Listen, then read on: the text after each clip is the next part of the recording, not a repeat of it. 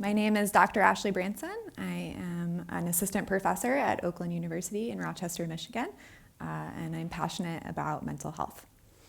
I'm Scott Branson. I also am a mental health educator, and for those of you that don't know, we provide infrastructure too for the XRP Ledger through a separate business from our educational consultancy.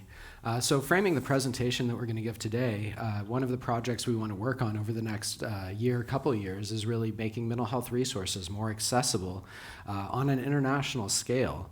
And so we believe that some of the projects coming up, some of the proposals on the XRP Ledger have potential to interface very nicely with education if they're shaped in such a way from the get-go to benefit educators, and that includes licensing and copyright. So that's going to be basically the focus of our presentation here today.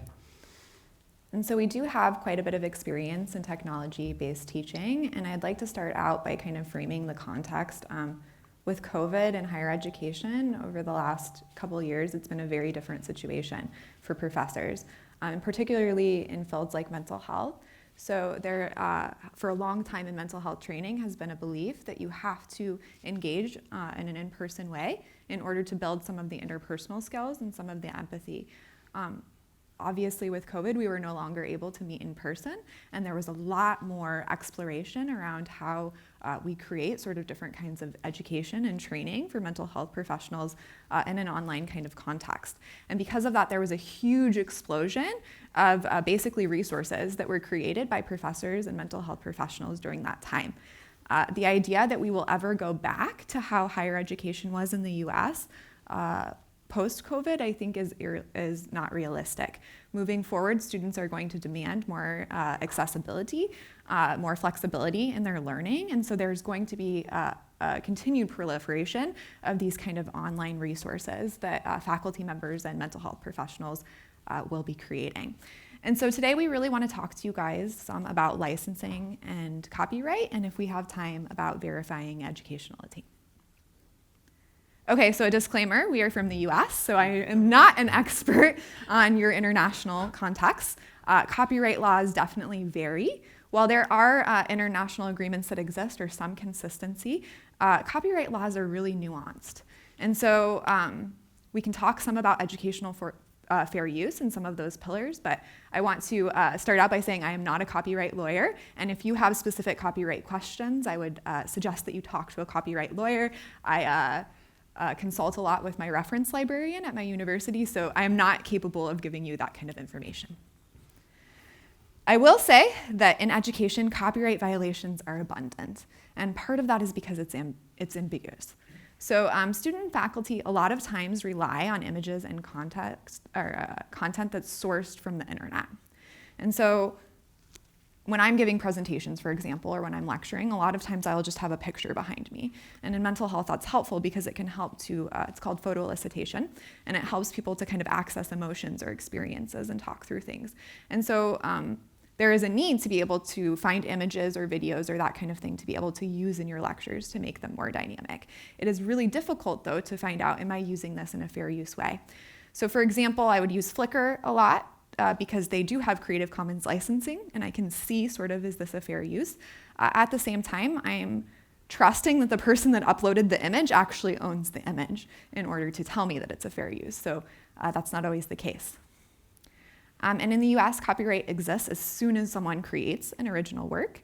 It's like that in some other countries as well. So you can't just use another person's work, except sometimes like fair use, educational fair use. So fair use is really intended to promote free expression. It allows unlicensed use of copyright content, and education is particularly helpful when you can scaffold and build on top of things that other educators have created. But like I said, it's not always clearly defined. So these are kind of the 4 pillars that we think about when trying to decide if it is fair use for an educational context. And so that's the nature of the work. If it's for profit use, or am I using it in a commercial sense, or am I using it in more of an educational context? How much of the work was used? So with videos, a lot of times, 2-hour video, I'll use 1 minute of that video. And how is the potential market value impacted if you were to provide this for free? So licensing, I think, is important because if you know as an educator up front how, when, and by whom your work will be used. That's helpful for creating those expectations. And I think Creative Commons is particularly important because it offers international licenses with clear definitions. And it includes licenses that allow educational use while prohibiting commercial use. So like I said, verifying licensing can be really difficult because someone could take an image or something like that that they didn't own and put it up under a Creative Commons, like through Flickr or something like that, and I would have no way to kind of verify that. Also, sometimes creators change their licenses. So I'm thinking of a well-known mental health professional. I'm not going to name names. She's famous in the US.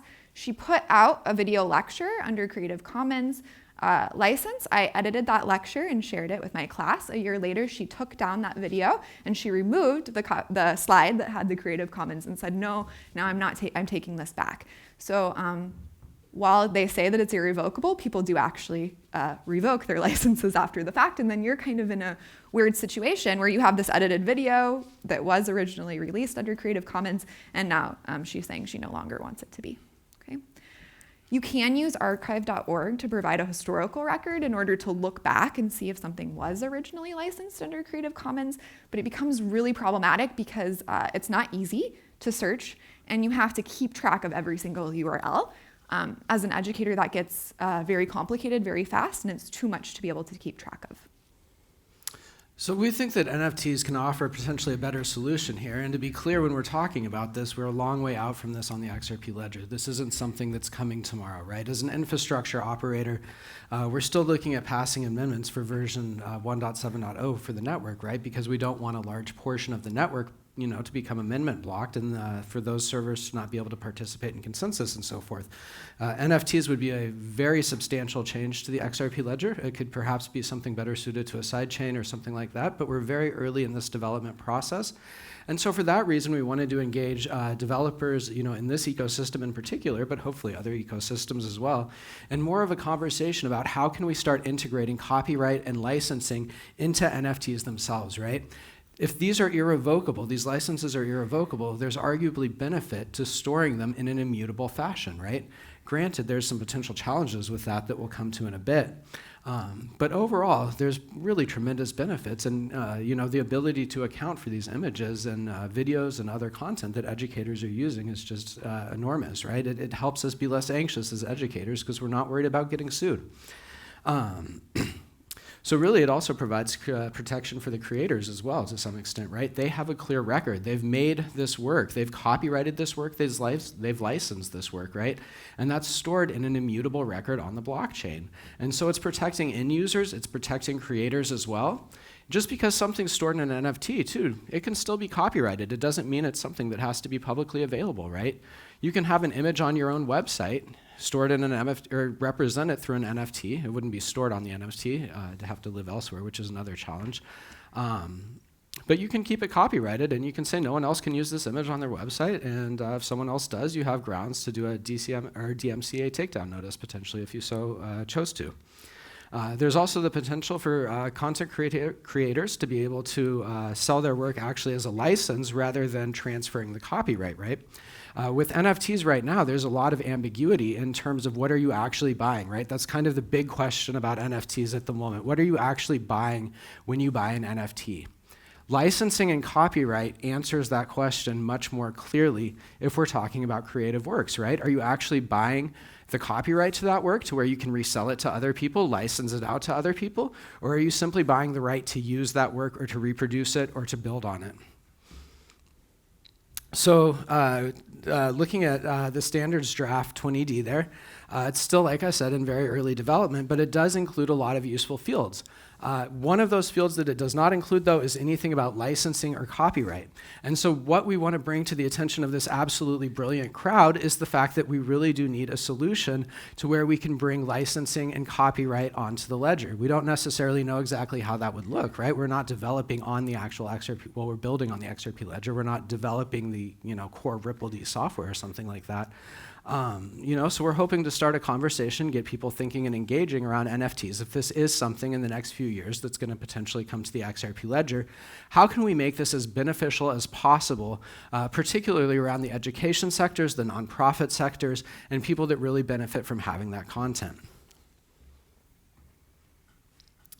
So like I said, kind of summarizing, there's a lot of benefits to creators and owners using NFTs, having that immutable history. Again, there's not necessarily legal precedent there, but as that continues to grow and develop, we think this is an ideal format to potentially store that information because really we just don't have a whole lot of resources at the moment.